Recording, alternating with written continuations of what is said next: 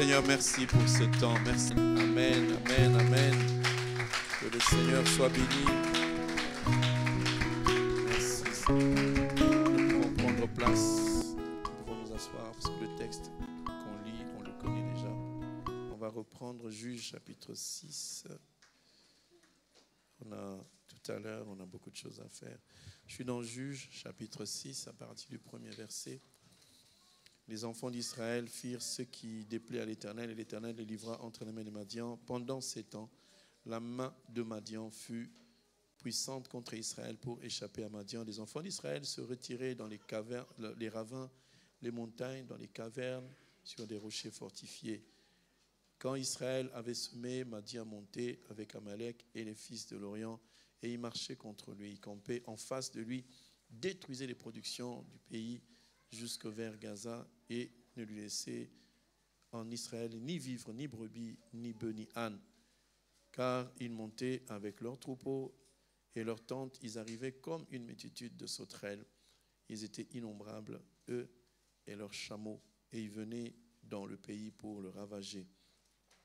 Je vais sauter, j'arrive au verset 11. Puis l'ange de l'Éternel s'assit sous le térébinthe d'Ophra, et qui appartient à Joas de la famille d'Abiézer. Gédéon, son fils, battait du froment au pressoir pour le mettre à l'abri. L'ange de l'Éternel lui apparut. Il lui dit, l'Éternel est avec toi, vaillant héros. Je vais sauter, et il dit, verset 21, l'ange de l'Éternel avança à l'extrémité du bâton qu'il avait à la main et toucha la chair, le pain sans levain. Alors il s'éleva du rocher un feu qui consuma la chair et le pain sans levain, et l'ange de l'Éternel disparut de ses yeux. Verset 25, dans la même nuit, l'Éternel dit à Gédéon, prends le jeune taureau de ton père et un second taureau de 7 ans, renverse l'autel de Baal qui est à ton père et abat les pieux sacrés qui est au-dessus. Amen, amen. Alors, nous arrivons au terme de ce temps de jeûne et prière. Notre thème, c'était la restauration ou la restitution de nos biens. Alors, dans la restitution, c'est que nous avions perdu un certain nombre de choses que Dieu va nous restituer. Selon Joël aussi qui dit, je vous remplacerai ce que les Gélèques et les Gaza ont dévoré. Tout ce que l'ennemi vous avait pris, Dieu a dit, il va nous le rendre. Amen. Tu ne vas rien perdre. Même si aujourd'hui tu perds quelque chose, dans ce programme, je pense que Dieu nous a restitué. Et la restauration, c'est quand une maison est délabrée, détériorée par le temps ou par les guerres. La restauration, c'est la remise en état de quelque chose qui était complètement détérioré. Si ta santé était détériorée, Dieu va la rétablir au nom de Jésus-Christ. Alors, nous avons commencé par le livre de 2 Rois, pour 2 Rois 8, pour expliquer cette femme à qui on a dit on va lui remettre et la maison et le champ. On a suffisamment parlé. Je pense qu'on a eu moins de temps parce qu'une semaine, c'est pas assez. Ça aurait pu être 40 jours pendant lesquels on pouvait expliquer davantage des choses. On aura peut-être l'impression de se répéter, mais même si on se répète parce qu'il y a de nouvelles personnes qui arrivent ou des personnes qui ont peut-être mal compris certaines choses, en les répétant, ça donne du sens et ça ouvre les yeux, ça ouvre les oreilles. J'avais parlé des rêves. Pourquoi on a parlé des rêves? Parce que les rêves sont indicatifs de notre état. Si tu fais un rêve, donc il faut qu'il y ait quelque part le message du Seigneur qui t'annonce. J'ai dit qu'il y a 3 types de rêves. La source principale de nos rêves, c'est Dieu, créateur. Quand Dieu nous montre les rêves, c'est dans Job 33, 14, c'est pour nous avertir. C'est pour nous dire ce qui se passe dans notre vie et pour que nous puissions échapper à diverses choses qu'il y a dans notre vie. Deuxième source de rêve, c'est le diable. Le diable fait des mauvaises choses et il peut nous mettre l'oppression même dans nos rêves. Donc tu peux faire un mauvais rêve dans lequel il y a des oppressions, il y a des situations difficiles. Le diable peut t'intimider dans tes rêves. Troisième source, c'est toi-même. Quand tu penses, quand tu réfléchis à quelque chose, il y a forcément une dimension qui peut arriver dans ta vie et tu fais des rêves. J'avais expliqué un certain nombre de choses. Et là, on arrive à la fin, à la fin du programme, mais pas à la fin de ce qu'on devait enseigner. On essaie de faire un petit résumé comme ça aujourd'hui. On va essayer de prendre plus de temps pour prier, plus de temps pour clôturer ces moments qui ont été des moments merveilleux. Amen, amen. Est-ce que vous avez bien jeûné? Oui ou non? C'était bien? Bon. Vous n'avez pas dit merci à Dieu parce que ce n'était pas qu'un jeûne, c'était aussi un moyen de se rendre léger. Hein? On a senti que manger des légumes, ça fait du bien, n'est-ce pas? Ça change un peu le corps, ça allège un peu l'esprit, ça permet à Dieu d'agir dans notre vie parce qu'il est marqué aussi, il y a des démons qui ne sortent que par le jeûne et par la prière. Ce sur quoi on va insister aujourd'hui, c'est que nous devrions avoir la foi de ce qu'on vient de faire. On vient de faire un jeûne et prière. Pensez au fait qu'en jeûnant, c'est l'Éternel qui déverse sa grâce sur nous, c'est l'Éternel qui déverse sa force sur nous. Il nous donne des capacités qu'on n'avait pas. Vous devez comprendre que dans le monde de ténèbres, quand ils veulent faire du mal, eux aussi, ils jeûnent pour faire le mal, à sec aussi. Donc, si quelqu'un est dans la sorcellerie, dans les sciences occultes, il a jeûné 15 jours pour te faire tomber, toi, 2 jours seulement de jeûne avec légumes, tu as murmuré jusqu'à ce que même les légumes se sont fâchés contre toi. Donc, essayez d'imaginer le Dieu qui est tout-puissant. Heureusement que Dieu est Dieu, il n'est pas un homme. Dieu nous recommande de jeûner parce qu'il sait que par ce jeûne-là, il va détruire les forces des ténèbres. Par le jeûne, il va renverser le pouvoir satanique. Par le jeûne, il va nous ouvrir les écluses des cieux. Mais cependant, nous sommes toujours à la recherche d'un confort. Il faut sortir du confort. Amen. Sortons du confort. Sortez des habitudes. Sortez de la façon d'être de tous les jours. Nous aurons la victoire. Alors, le texte que nous venons de lire, je vais essayer de l'exploiter au maximum, même si je ne pourrai pas tout finir. La démarche était que on a bien vu que le peuple d'Israël avait fait des choses qui n'étaient pas en harmonie avec la parole. Et Dieu les a livrés.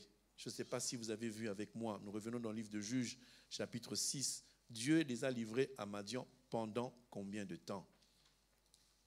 Quelqu'un a lu? Quelqu'un a compris? C'était pendant combien de temps? 7 années. Vous voyez?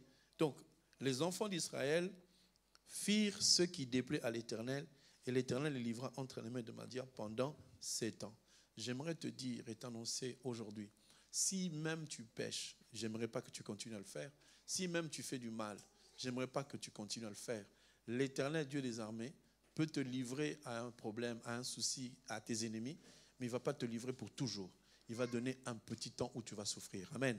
Un enfant de Dieu souffre, mais ne souffre pas comme atrocement comme les païens. Dieu peut permettre que nous puissions être frappés par lui, mais Dieu ne nous tuera jamais dans une tâche très, très difficile. Un enfant de Dieu, lorsqu'il est éprouvé, il y a toujours une porte de sortie. Quand un enfant de Dieu entre dans des tourments, Dieu prévoit toujours un moyen d'adoucir ce qu'il est en train de vivre. Amen. Tu dois savoir que quand Dieu veut te frapper, c'est comme un père quand il frappe son enfant, il a juste besoin de corriger l'enfant, mais pas de le détruire. Oui ou non? Donc Dieu, quand il nous frappe quelquefois, oui, Dieu, j'ai péché, je sais que c'est que je subis, mais Dieu n'a jamais permis que l'ennemi nous tape pour toujours. Le temps que tu passes, c'est un temps illimité pour Dieu. Dieu fixe toujours un temps au diable. Tu fais du mal à mon enfant, mais j'ai l'œil sur toi, tu ne peux pas le faire 10 ans. Un enfant de Dieu ne peut pas souffrir 15 ans. Non. 10 ans, non. J'ai vu 7 ans. 7 ans, c'est comme un jour. Donc, tu peux souffrir 1 ou 2 jours, mais tu ne souffriras pas beaucoup de temps parce que l'Éternel est ton Père. Amen, amen. Et je vois que l'Éternel laisse Madian attaquer le peuple d'Israël, mais Dieu est en train de prévoir aussi le moyen pour arrêter cela. Et lorsqu'on lit la parole de Dieu, on se rend compte qu'ils sont en train de réclamer, de dire, Seigneur, il est où ce Dieu-là qui a sauvé le peuple d'Israël qui était dans le désert? Ce Dieu-là dont on a toujours entendu parler, qu'il fait des miracles, qu'il guérit les malades, il ouvre les yeux aux aveugles. Essaye d'imaginer qu'un homme malade depuis 38 ans, il était même plus âgé que Jésus parce qu'il n'avait pas 38 ans, il avait une maladie de 38 ans. Peut-être que sa maladie a commencé à 30 ans, il en avait peut-être 68, je ne sais pas. Mais tu vois quelqu'un de 30 ans te dire lève-toi et marche. Essaye d'imaginer un peu. Il n'avait ni stéthoscope, ni quoi, ni rien dans ses mains. Il te dit lève-toi. Je te dis lève-toi. Bien-aimé, n'attendez pas le miracle avec une fenêtre ouverte au ciel et Dieu descend petit à petit, tu vois ta bénédiction qui descend. La bénédiction, elle est déjà en toi. Amen. Ce que Dieu veut te donner se trouve déjà à tes côtés. Ça se trouve déjà en toi-même parce que lui, il est en toi. Amen. Celui qui croit que Christ est en lui, la guérison est déjà en toi. Le problème, c'est que nous regardons de loin, nous regardons à gauche, à droite, qui peut m'aider, alors que celui qui peut t'aider se trouve que dans ton cœur. Et celui qui est dans ton cœur s'appelle la foi. Il dit à la croix, j'ai tout accompli.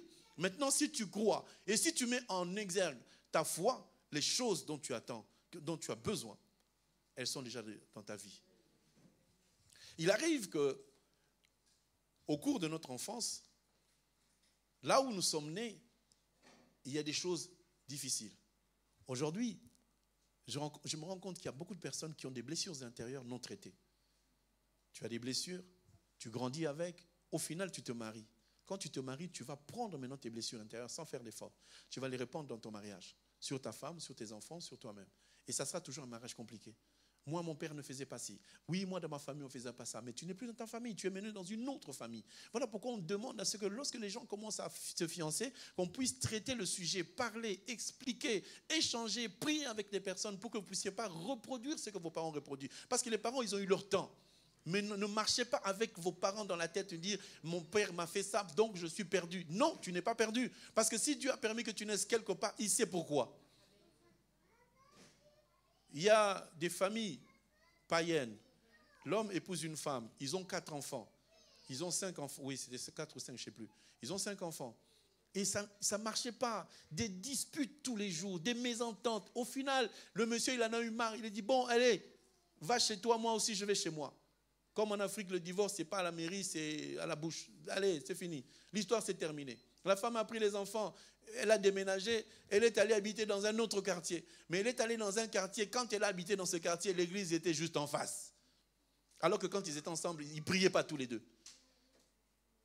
Grâce ou à cause du divorce, cette femme s'est déplacée avec ses 5 enfants. Elle a habité en face d'une église. Et le dimanche matin, les enfants, qu'est-ce qu'on fait? On traverse la rue, on entre à l'église. Ils sont entrés à l'église. Et le jour-là, quand on a prêché, on parlait de cette femme-là. On décrivait sa vie. Elle s'est mise à pleurer. Elle s'est convertie. Elle a été transformée. Un frère de l'église l'a épousée. Le frère est devenu pasteur. La vie a changé. Les enfants sont devenus des enfants extraordinaires. Et le monsieur qui était parti commence à dire, c'est ça mes enfants, rends-moi mes enfants. Des fois, Dieu peut permettre un divorce dans le monde pour sauver des enfants. Et les enfants sont là en train de dire, mais pourquoi il y a mésentente à la maison? Pourquoi il y a ci? Dans les enfants de Dieu, on ne veut pas qu'il y ait des mésententes parce que le mariage était la volonté de Dieu. Est-ce que tout le monde comprend? Mais quand on était quelque part, il y a eu des choses qui sont arrivées. Dans l'enfance, tu étais malade. Moi, j'ai toujours dit que quand on était enfant, on était malade tout le temps. On a dit, mais Seigneur, pourquoi moi je suis toujours malade? Mais il y a certaines maladies qui ne sont pas des maladies des hommes, mais de Dieu. Dieu te permet d'être malade. Il te laisse malade. Parce qu'en étant malade, on ne va pas t'embarquer à gauche, à droite. On ne peut pas te donner la sorcellerie parce que tu es malade. Il y a des maladies qui n'ont pas de sens, mais il y a des maladies qui ont un sens. Mais quand tu étais enfant, tu grandissais, est-ce que tu sais qu'il y a des enfants de ton âge qui sont morts?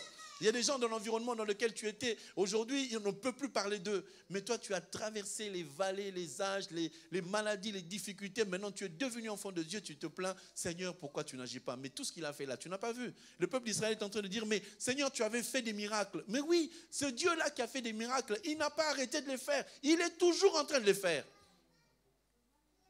Vous avez vu les parents, quand un enfant est malade, comment ils sont épris de panique. Mais qu'est-ce qui se passe? Pourquoi l'enfant est malade? Pourquoi la température ne baisse pas? Mais pourquoi? Mais pourquoi? Mais pourquoi? On s'inquiète.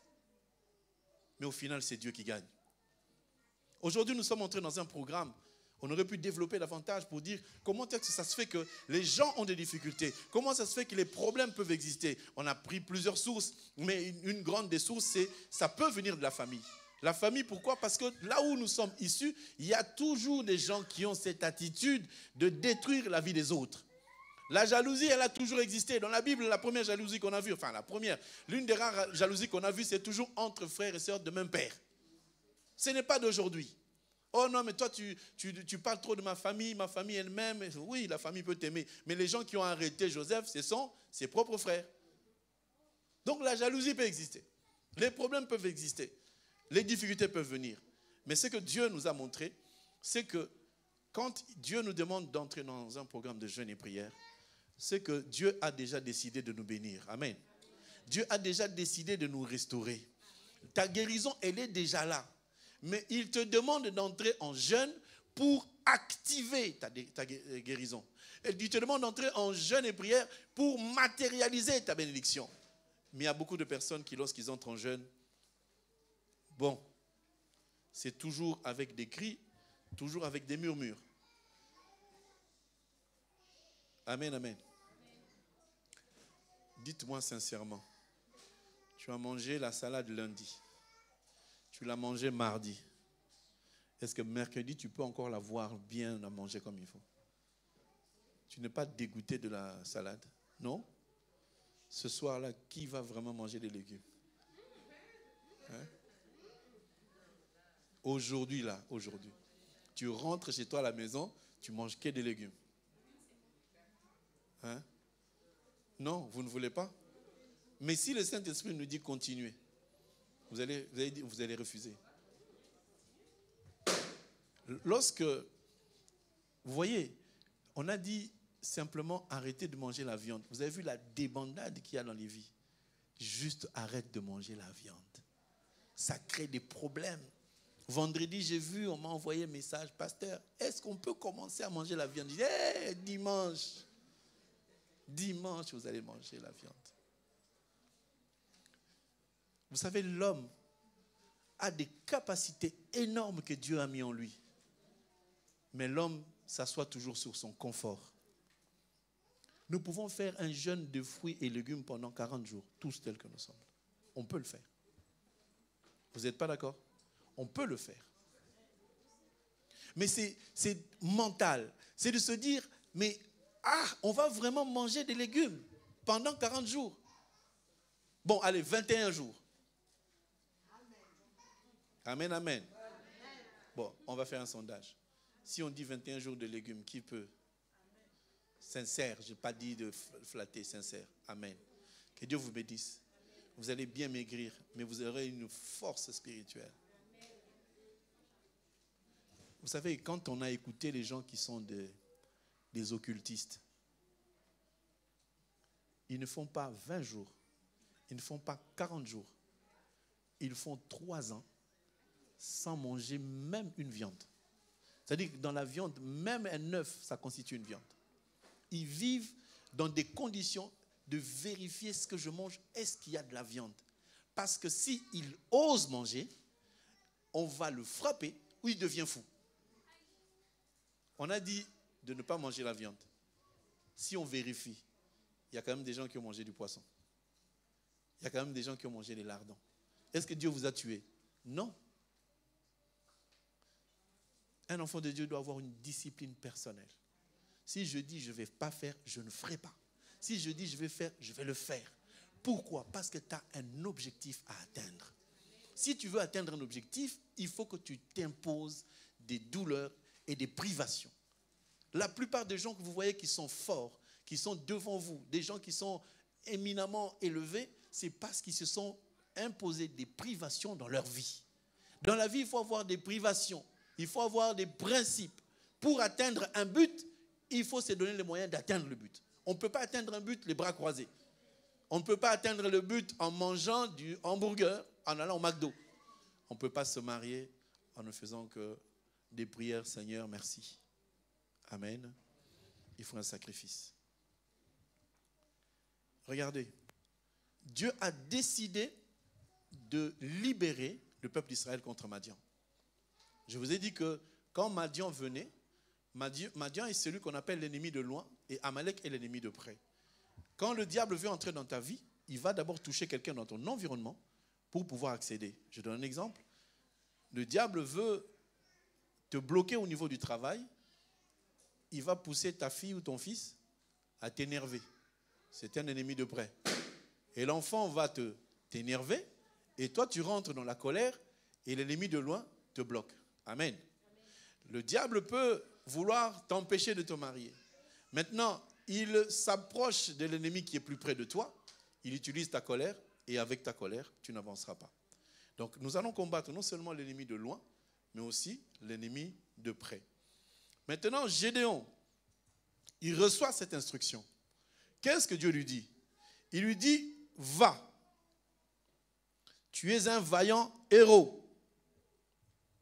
L'ange de l'Éternel lui apparut et dit, l'Éternel est avec toi, vaillant héros.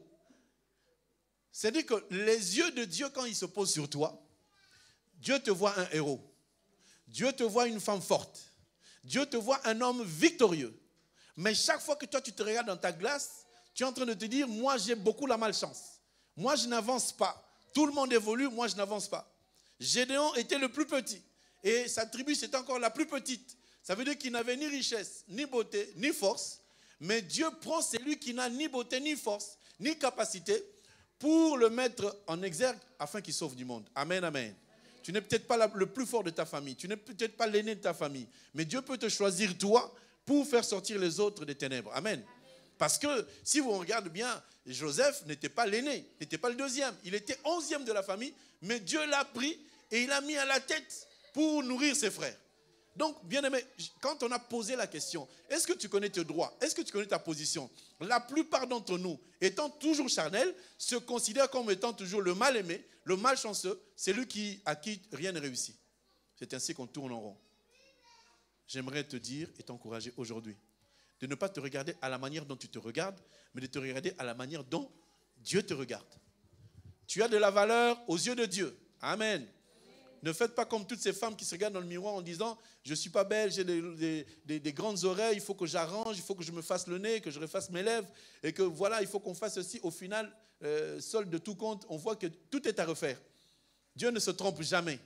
Si tu es comme ça, si tu es aussi belle ou aussi moche, tu dois te dire, il y a quelqu'un, je suis le goût de quelqu'un. Belle ou moche, c'est nous qui donnons les définitions. Mais au ciel, tout le monde est beau, tout le monde est belle. J'en ai pour référence, je relâche un peu. Nous, en Afrique, on a des références. Quand on regarde un homme, quand on regarde une femme, tout le monde est d'accord, cette femme n'est pas belle. Mais quand la femme arrive en Europe, on prend sa photo. Vous avez vu la photo d'une...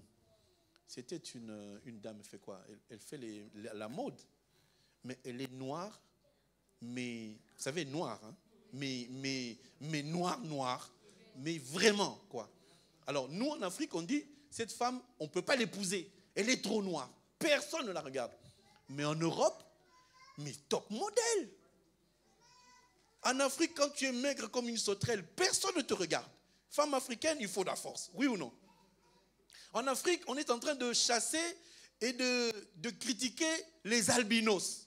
Mais il y a une femme qui est top modèle, albinos. Mais tu la regardes, mais on fait des éloges. Mais nous, on regarde, ah, Ndundu. C'est nous qui disons ça. Vous voyez? On a des valeurs humaines. Dans l'église, nous avons trop de valeurs. On regarde quelqu'un et dit, celui-là, là, il n'a rien. Oui, aujourd'hui, il n'a rien. Je te dis que demain, tu seras quelqu'un. Ne te néglige pas. Oh non, mais lui, qu'est-ce qu'il peut m'apporter? Attends, le monde là, il tourne. On ne sait jamais. Le monsieur qui était riche avec beaucoup d'argent en Afrique, il était rempli d'argent. Il y avait une petite fille qui était dans sa maison. Elle dit, toi là-bas, quitte là-bas. Aujourd'hui, le monsieur est venu en Europe sans papier. La fille s'est mariée. Elle a des papiers. Et comment c'est dit, papa, pour ça, on a Sokolanda. Lui qui était, maintenant il est devenu boy. Il est devenu quelqu'un à qui on dit, hé, lève-toi, aujourd'hui tu ne vas pas dormir là. Le monde tourne. Ne te néglige pas. Ne sois pas imbu de ta personne. Laisse Dieu faire. C'est ça, Gédéon, on lui dit, va avec la force que tu as, vaillant héros. Va avec la tête que tu as. Le mari viendra. Ne change pas. Amen. Il ne faut pas prendre la place de quelqu'un d'autre. Et lorsque Dieu s'adresse, je vais vite parce qu'il faut qu'on ait le temps de prier. Lorsque Dieu s'adresse à Gédéon, il lui montre que je suis venu pour te délivrer. Et là, il discute avec lui. Il y a un échange. Et Gédéon lui dit, ah, mon Seigneur, avec quoi délivrerai-je Israël?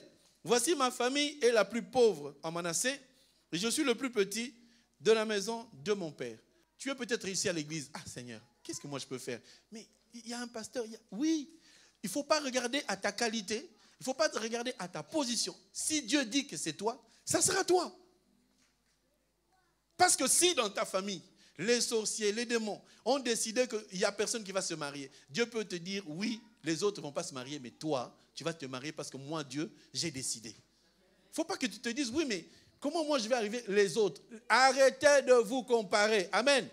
Un enfant de Dieu ne doit pas se comparer. Si l'autre a réussi, ça c'est lui. Si l'autre a échoué, ça c'est lui. Mais toi, tu as ton chemin. Lui, il commence à expliquer à Dieu. Je suis d'une famille plus pauvre, j'ai ceci. Arrêtez de montrer à Dieu ce que vous êtes parce que Dieu sait ce que tu es. Si Dieu vient chez toi parce qu'il a estimé qu'il t'a donné suffisamment pour que tu fasses ce qu'il te demande. Oh non, je n'ai même pas le bac. Dieu n'a pas besoin de ça. C'est bien, il faut faire le bac. Il faut aller au bac, n'est-ce pas? Il faut réussir son bac.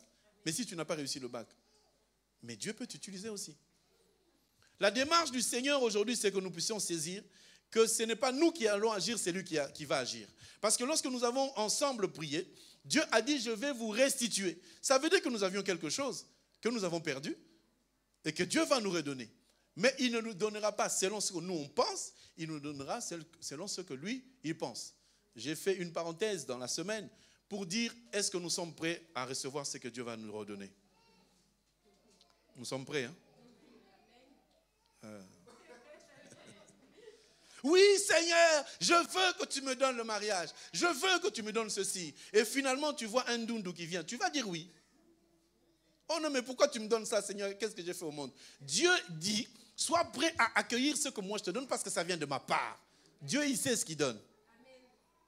Ah là là là. Ce jour-là, je pense, vendredi, beaucoup n'étaient pas d'accord avec moi. Ah, pasteur, je veux bien que Dieu me bénisse, mais qu'il regarde quand même. Il faut qu'il y ait de l'harmonie quand même. Il faut que le monsieur aussi soit présentable. C'est quoi présentable? Donnez-moi une définition. Montrez-moi un frère présentable dans l'église. C'est quoi présentable? Oh non, mais ce frère-là, il n'est pas de mon niveau. Toi, tu es de quel niveau? Amen, amen. C'est Dieu qui fait toutes choses. Hein? Dieu peut prendre l'eau et il en fait du vin. Dieu peut prendre une fille que tout le monde a laissée, en faire un PDG. Et vous êtes là jaloux. Le jaloux, il a le corps qui gonfle, ton corps il gonfle. Tu peux gonfler comme tu veux. Elle sera toujours PDG. Parce que c'est Dieu qui choisit. J'aimerais que tu rentres dans la dimension de te dire, Seigneur, ce que tu me donnes, j'accepte. L'adoration consiste à dire à Dieu, ce que tu me donnes, je prends. Ce que tu me fais, j'accepte. Parce que je sais que tu m'amènes quelque part de bien.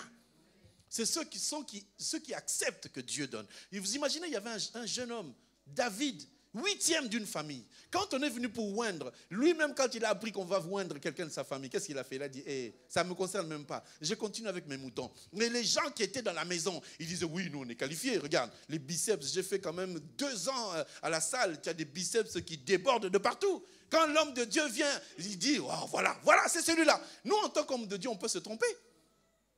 C'est celui-là. Eliab, il sort, baraqué, il dit oui. Ça, c'est Dieu dit non, ce n'est pas lui.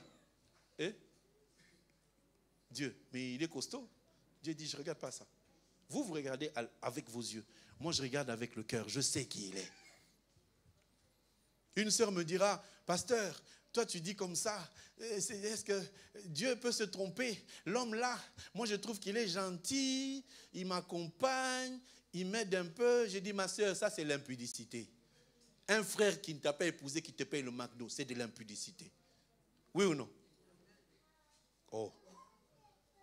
Vous n'êtes pas marié, il vient, il te dépose à la gare, à demain, allô, tu es bien arrivé, comment ça va? Ça s'appelle de l'impudicité. Pourquoi vous ne dites pas amen? Oh. Si vous voulez que ça soit légal, introduisez le pasteur dans votre affaire. Quand tu vas déposer la sœur, que je sois avec vous. Oui. Comme ça, à l'heure de la séparation, je verrai. Preuve à l'appui. Si vous allez vous faire ça, ou...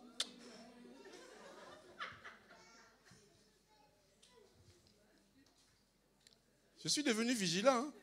Il y a un moment, j'ai fermé les yeux, je vous faisais confiance. Confiance est assouté. C'est fini ça. On doit vérifier. Amen, amen. La sœur, elle est en train de me vanter les mérites d'un homme païen de surcroît. Mais vraiment, il y a des païens, hein? Mais il y a païens et païens. Il y a des païens, tu regardes, il est un peu au bord de l'eau. L'autre, vraiment, il faut prendre le métro. Mais aller le chercher loin. Je dis, ma sœur, ce genre d'homme-là, il t'épouse. Hein? Il est content. 2 ans, 3 ans après, il change de vie. Il devient météo. Qu'est-ce que tu vas faire? 3 ans après, tu es amorti. Vous savez, le véhicule, on amortit en 5 ans. Toi, en 3 ans, c'est fini, tu as amorti. Qui voudra de toi? Maintenant, tu commences à dire, Seigneur, c'est qui ça? Laissez Dieu faire.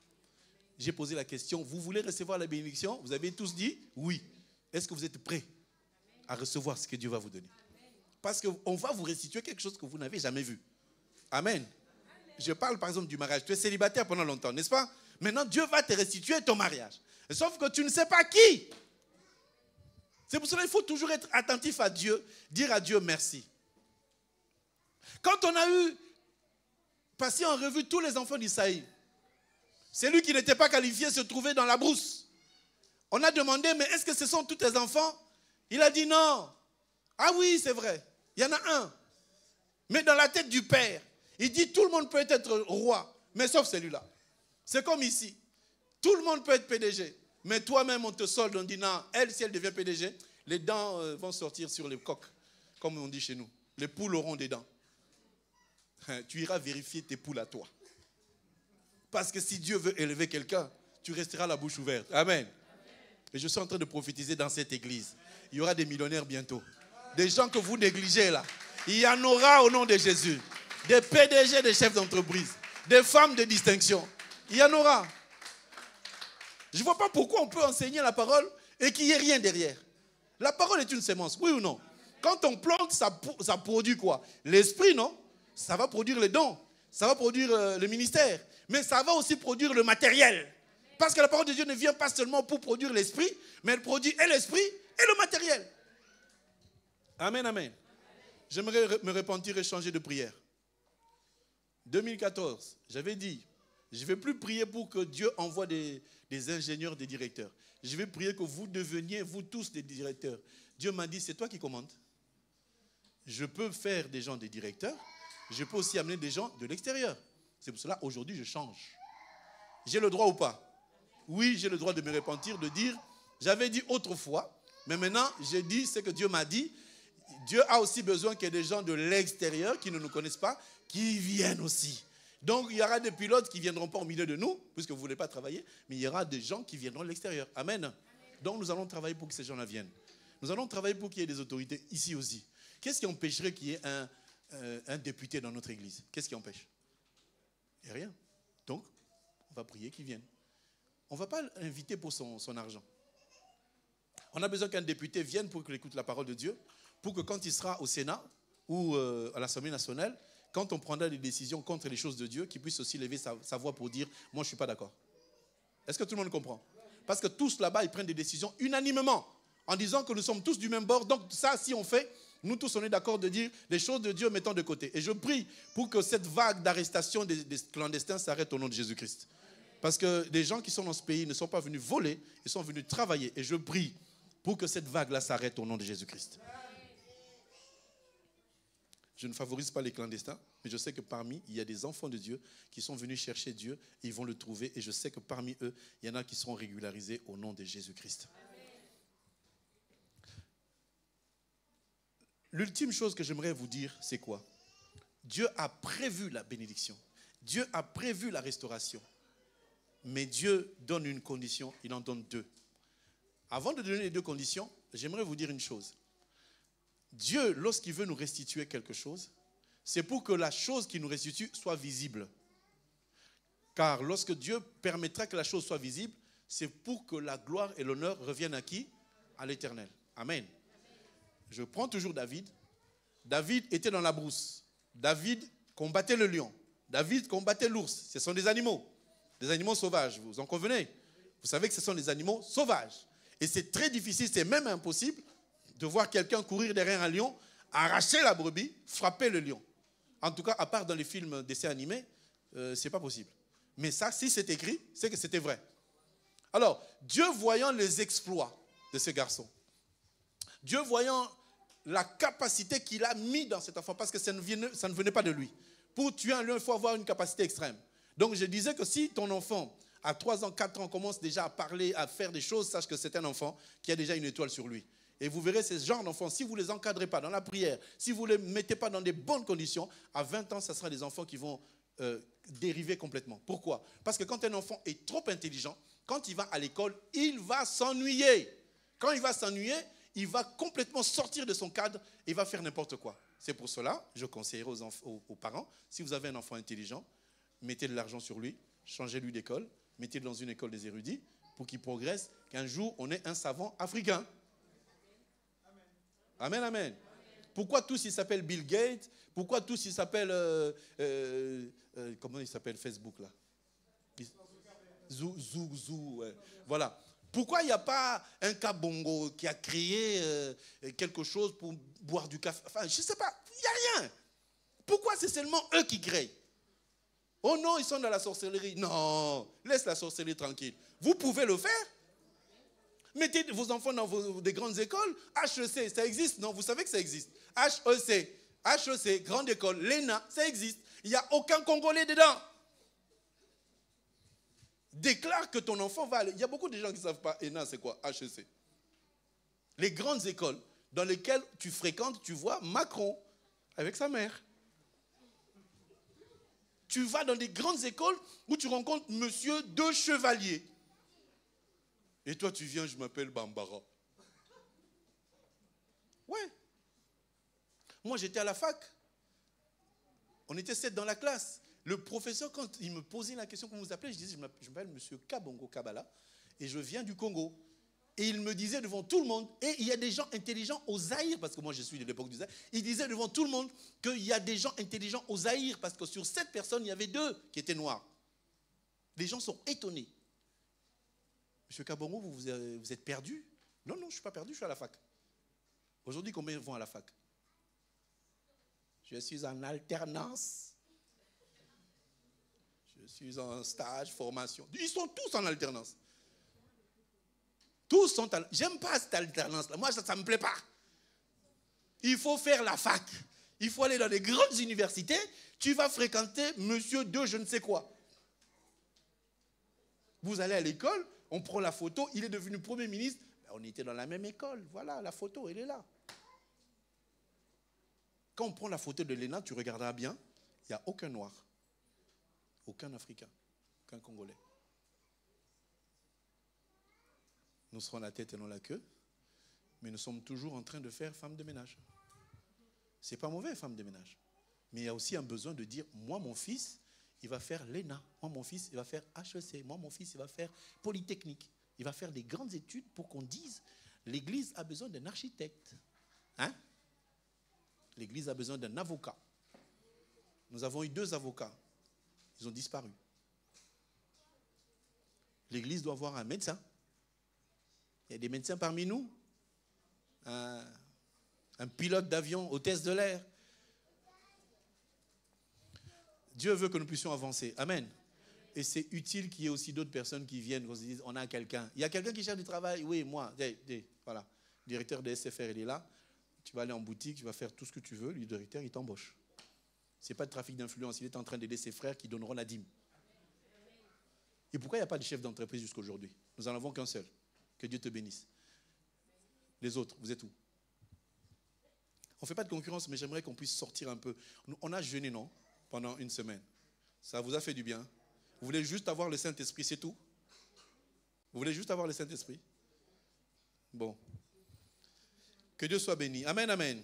Alors, Dieu accorde la restitution. Mais cette restauration, avant qu'elle n'arrive, il y a 2 choses à faire. On dit à Gédéon, il faut que tu offres. Gédéon a offert un chevreau. Il a pris un chevreau, il a offert. Alors, c'est marqué, Gédéon, verset 19. Gédéon entra, prépara un chevreau et fit un épha de farine de pain sans levain et il mit la chair dans le panier et du jus dans le pot et il lui apporta sous les térébinthes et le présenta. L'ange de Dieu lui dit, prends la chair et le pain sans levain, pose-le sur le rocher et répands le jus et fais ainsi. On pourrait franchement, ça là, ça demande un enseignement, mais je vais aller vite parce qu'il faut qu'on prie. Alors, le chevreau, il doit l'offrir, mais il doit offrir avec quoi? Avec du pain sans levain. Le chevreau, c'est un sacrifice qu'on offre à l'Éternel. et il ne prend pas que le chevreau, il prend le pain sans levain. Or, nous savons, selon les Écritures, je ne vais pas trop lire les versets, selon les Écritures, le pain c'est quoi? Le pain c'est la chair. Jésus a pris le pain, il a rompu, il a donné, il a dit ceci est mon corps. Mais quand on dit que le pain c'est le corps et que le pain est sans levain, le levain c'est le péché, le pain c'est notre corps. Quand on doit offrir à Dieu, puisque Dieu veut nous restaurer, nous devons lui offrir non seulement le chevreau, mais nous devons aussi donner du pain sans levain. C'est-à-dire que nous devons rester sans péché. Notre corps ne doit plus avoir le péché. C'est lui qui est enfant de Dieu, ne pêche plus. Si tu veux que Dieu te restaure, si tu sais que Dieu va te restaurer, Dieu te dit de lui offrir un chevreau. Mais pas seulement le chevreau, avec du pain sans levain, c'est-à-dire ton corps sans péché. Et ensuite, il y a du jus qu'il faut mettre.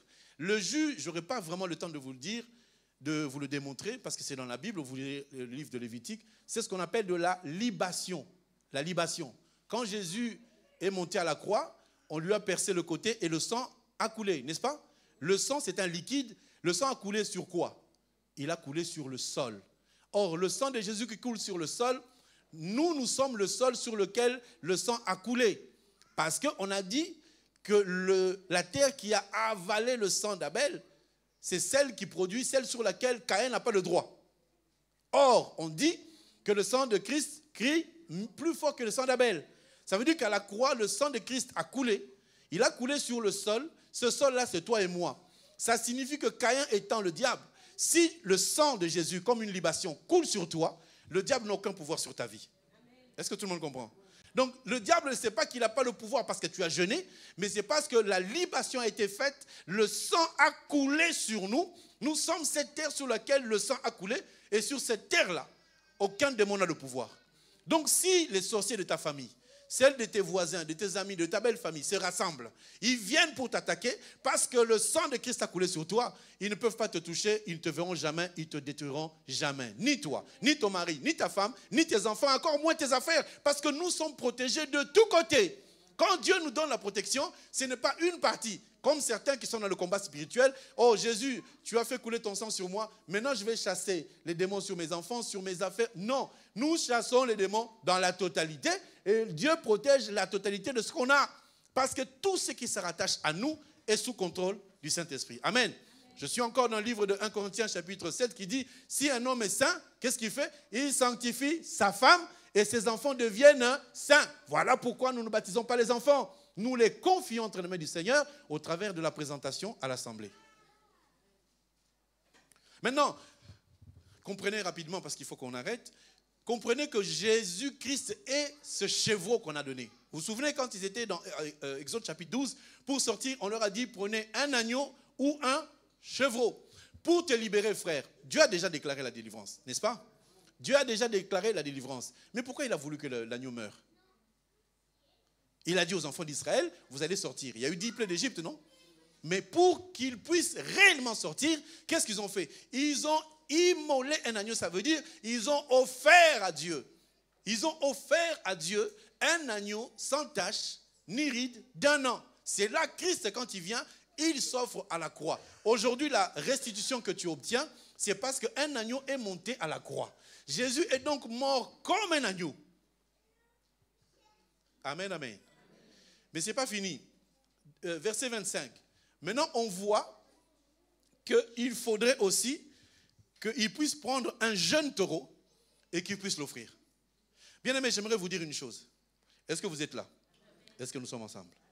Regardez quand Samson, quand il devait aller épouser sa femme, il a fait quoi? Il a demandé l'autorisation à ses parents. Donc pour se marier, il faut demander à son père et à sa mère. Si tu n'as pas de père, c'est grave. Nous avons le père biologique, mais on a surtout le père spirituel. C'est Christ. Il faut demander l'autorisation. Maintenant, quand ils étaient en train de marcher, ses parents étaient derrière. Il a vu un lion.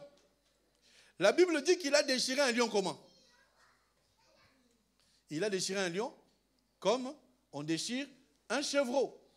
Ça veut dire que dans le lion, il y avait le chevreau. Jean, qu'est-ce qu'il dit? Jean a beaucoup pleuré, de sorte que, voilà, il cherchait qui devait ouvrir le livre. Qu'est-ce qu'il a vu? Il a vu le lion, mais quand il s'est retourné, il a vu quoi? L'agneau. L'agneau, c'est le chevreau.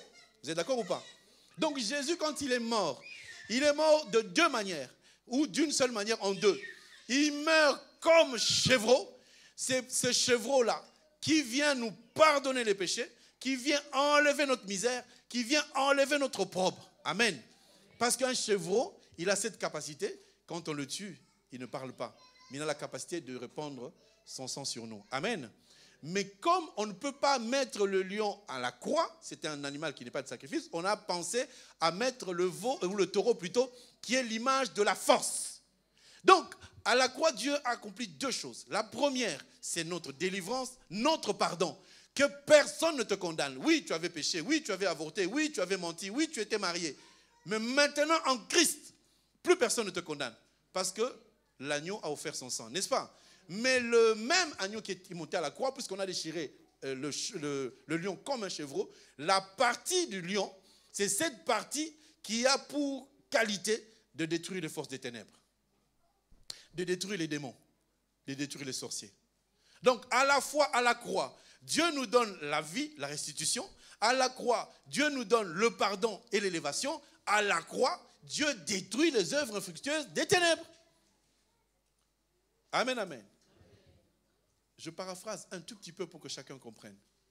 Quand tu demandes la restitution à Dieu, Dieu te demande de lui faire une offrande. Ah oui, le pasteur commence à demander de l'argent. Je vous dis, il y a des choses que tu vas obtenir que si tu fais l'offrande en donnant à Dieu. Et quand tu donneras à Dieu, ce n'est pas moi qui vais vérifier. C'est toi-même qui te diras, on a fait un jeûne et prière, j'ai offert à Dieu en disant, Seigneur, pour ce jeûne-là, moi je te donne. C'est vrai que pendant longtemps, je n'ai pas parlé d'argent. Oui, les gens me disent, oui, tu as la pudeur. Mais quelque part, il faut qu'on se dise la vérité. Dieu a la capacité de libérer son peuple des Madians. Oui ou non? Mais pourquoi il a demandé à Gédéon? Il lui a dit, offre-moi quelque chose. Il a offert un double offrande. Il a d'abord offert un chevreau et ensuite il a offert le taureau. Tout ça, c'est symbolique de dire que oui, Jésus est mort à la croix. Sans la mort à la croix, nous, on ne pouvait pas être libres. Il faut qu'il y ait la mort. Il faut qu'il y ait un sacrifice pour que tu sois libre. Personne ne peut être libre par hasard. Le peuple d'Israël a subi une plaie, 2 plaies, 3 plaies, jusqu'à 9 plaies. La 10e plaie, Dieu a dit, il faut que vous puissiez m'offrir. Dieu n'a pas cherché à offrir lui-même. Il a dit à chacun de vous, prenez un agneau ou un chevreau, vous-même, dans votre troupeau. C'était comme ça ou c'était pas comme ça? Est-ce que Dieu a donné un chevreau à chacun? Il a dit quoi? Vous-même, allez chercher les chevreaux dans votre cheptel et prenez le chevreau, prenez l'agneau, sacrifiez-le. Donc Dieu fait participer ses enfants au sacrifice pour que lui vienne maintenant libérer. Amen. Est-ce que quelqu'un comprend ce que je dis? Je dis ceci, nous sommes déjà libres. Ce n'est pas un commerce. Dieu ne te dit pas si tu ne donnes pas, tu ne seras pas libre. Dieu va te libérer. Amen. Je te dis, Dieu va te libérer et tu es déjà libre. Oh, tout à l'heure, on va prier. Dieu t'a libéré. Amen. Mais maintenant, Dieu te montre que oui, je te libère. Mais il faut aussi qu'il y ait une part de toi qui se dise, oui, j'ai prié, oui, j'ai demandé, oui. Mais il y a un sacrifice à offrir. Ce sacrifice-là, c'est Christ qui l'a fait à la croix. Mais aujourd'hui, quand tu ramènes 3,50 €, même 2 €, c'est ça ton sacrifice. C'est ça que tu dis à Dieu, Seigneur, pour ce programme, voici ce que je te donne. C'est pas assez? Mais c'est ça que moi j'ai. J'aimerais que chacun comprenne que l'Éternel lui-même, il peut faire tout de A à Z. Il peut tout faire. Comme on dit chez nous, on te marie, on te donne une femme, on te donne aussi les enfants avec, donc tu n'as rien à faire, tu t'assois, tu deviens père. Non. Si tu dois te marier, au moins tu te lèves, tu vas dire à la sœur, ma sœur, est-ce que, même si tu bégayes, je n'irai pas dire à ta place. Il faut que tu parles. Parce qu'il y a des frères aussi ici qui bégayent. Ils ne savent pas dire à la sœur, L'obate, yopé. Parle. Un homme doit parler. N'est-ce pas? Un homme doit parler. Je n'ai pas dit qu'il doit draguer, il doit parler. Il ne faut pas aller midi 14h, vous avec vos fleurs et vos... Non. Ma sœur, tu seras ma femme. Voilà. J'aime bien les jeunes qui m'attaquent chaque jour. Pasteur, ça c'est vieux. Oui, mais dans ma vieillesse, il y a la pérennité. Dans votre jeunesse, il n'y a que des crises et des pleurs, des insultes. Non, je vais prophétiser dans cette église. Quand tu vas te marier, ça sera un bon mariage. Un mariage extraordinaire. Un mariage qui descend du ciel. Même nous tous les vieux, on dira, on peut recommencer. Parce qu'on aimerait votre mariage. On va aimer. Il faut que vous soyez des modèles. On dit non, vraiment, s'il y a un mariage, ça là, ça va être notre modèle à nous. Il faut que quand tu te maries, tu donnes goût aux autres de se marier. Il faut que quand on voit comment tu t'es présenté, tu t'es préservé. Vraiment, on sent que celle-là, elle est sainte. Et les autres disent, nous aussi, on va faire comme elle. Amen. Parce que vos mariages, à vous, des fois, je vais au mariage avec des lunettes de soleil. Parce que ça fait des fois mal aux yeux. Mariez-vous en hiver, s'il vous plaît. Mariez-vous en hiver. Parce qu'en été, on va voir des choses. Est-ce que quelqu'un peut sacrifier sa jeunesse pour se marier vraiment comme il faut? Est-ce que quelqu'un peut sacrifier sa nourriture? J'ai posé la question, sur 365 jours, tu ne peux pas prendre une seule nuit, ne pas dormir de 22h jusqu'à 5h du matin pour louer juste ton Dieu? Est-ce que tu sais que chaque jour, Dieu fait un plan, il dit, cet enfant doit réussir? Est-ce que tu sais que tous les démons qui s'approchent de toi tous les soirs, Dieu les chasse comme des mouches pour que tu vives et que tu atteignes ton objectif? Dieu qui a 10 milliards de personnes sur terre, 90 millions de personnes qui ont vécu des choses, il gère les montagnes, les vallées, il gère tout ce qui vit sur terre, mais Dieu prend le temps de te regarder, de t'aimer. Est-ce que tu vois la valeur que tu as devant Dieu? Amen, amen. Nous sommes des parents, moi je suis un père. Des fois je suis tellement occupé que quand les enfants me disent, papa, est-ce qu'on peut parler? Je n'ai même pas le temps. Je suis qu'un homme. Des fois je n'ai pas le temps pour mes enfants. Mais Dieu, il a combien de personnes qui le téléphonent? Combien? Essaie d'imaginer. À cette heure-là, combien de gens sont connectés sur Dieu? Et il répond à tout le monde. Combien d'églises sont en train de prier à l'instant, maintenant là? À 12 heures, je ne sais pas combien. Là où nous sommes là, il y a des louanges, l'adoration, des gens qui prient, des gens qui élèvent, les gens qui demandent, les gens qui pleurent, les gens dans les hôpitaux, partout il y a des gens. Mais il y a combien de gens qui parlent, et Dieu entend tout ça, ça monte chez lui, et Dieu prend le temps de te dire, ne t'inquiète pas, je suis en train de te donner ta guérison. Et tu es en train de dire, Seigneur, pourquoi tu n'agis pas? Mais la respiration que tu as, c'est toi qui te le donne, c'est Dieu qui donne la respiration. Ce matin, est-ce que tu savais que tu allais te réveiller? Parce qu'on est tellement habitué. Ouais, on se voit demain. Oui, on se voit demain. Non, rajoute par la grâce de Dieu. Amen. Comment tu vas faire cette semaine pour respirer? Est-ce que quelqu'un s'est déjà posé la question, comment j'arrive à respirer? Personne ne s'inquiète. Tes poumons, ils fonctionnent comment? Tu manges. Tout à l'heure, tu as ton projet dans la tête. Aujourd'hui, c'est poisson, poisson, poisson. Déjà, tu es à la porte de ta maison. Déjà, tu as déjà calculé la manière dont tu vas manger ton poisson avec les dents serrées. En disant, là, les légumes, là, je dehors les légumes. Tu es en train de rêver d'une cuisse de poulet qui fume. Bien-aimé, Dieu nous aime. Dieu nous aime. Regarde tous les péchés que tu as commis, tout ce que tu fais de mal. Dieu est en train de te pardonner. Dimanche, je terminerai par ça. J'ai donné un message. Il y a eu beaucoup de messages, mais je vais quand même réitérer ce message. Dieu me montrait qu'il est en train de restaurer, mais il y a des couples qui sont en ballottage. Dimanche passé, quand je l'ai dit, il y a un couple qui est venu me voir, pasteur. Je crois que nous, on est aussi partie prenante de cette difficulté. Je vois vraiment des troubles. Je vois vraiment des couples instables. Parce que le diable n'aime pas ce qui est stable. Le diable n'aime pas quand deux personnes s'entendent. Il y a des couples qui vont faire des choses extraordinaires. Il y a des couples qui vont ramener des gens au Seigneur. Il y a des couples qui vont, au niveau de l'argent, il n'y aura rien à dire. Ils vont faire des énormes sommes d'argent. Mais je vois le diable qui vient. Le diable qui vient parce qu'il sait que deux personnes, c'est des forces extraordinaires. Surtout quand ils sont à Christ. Alors j'ai demandé au couple, venez me voir. Venez, on va en parler. Ne vous laissez pas embarquer par on va divorcer. Le divorce, la séparation, c'est l'arme des faibles. La lassitude, c'est l'arme des faibles. Si Dieu nous a dit qu'il va nous restaurer, c'est qu'il va restaurer nos vies. Et je vois, quand j'étais en train de prier même vendredi, Dieu qui me dit, j'ai écouté ces prières, je vais vous donner et je vais rajouter ce que vous ne m'avez pas demandé. Et moi, j'ai dit à Dieu merci. Parce qu'il y a des choses que je ne soupçonne pas. J'en ai besoin. Et je crois qu'aujourd'hui, Dieu va donner la guérison. Amen. Nous ne sommes pas venus regarder un spectacle. J'aimerais vraiment que vous puissiez venir par la foi. Moi, je sens en moi des picotements dans mes mains, dans mon corps. Je vais juste prier. Je ne vais pas demander aux gens de tomber. La guérison ne s'obtient pas en tombant. La guérison s'obtient par la foi. J'aimerais que tout à l'heure, quand on va se mettre à prier, que c'est lui qui va s'approcher, qui s'approche avec joie, qui s'approche avec espérance. Comme cette femme atteinte de perte de sang qui a dit, moi, si je touche le pan de sa robe, je serai guéri. Alors, j'aimerais que, pour ceux qui ont vraiment besoin, que nous puissions nous approcher pour prier notre Dieu.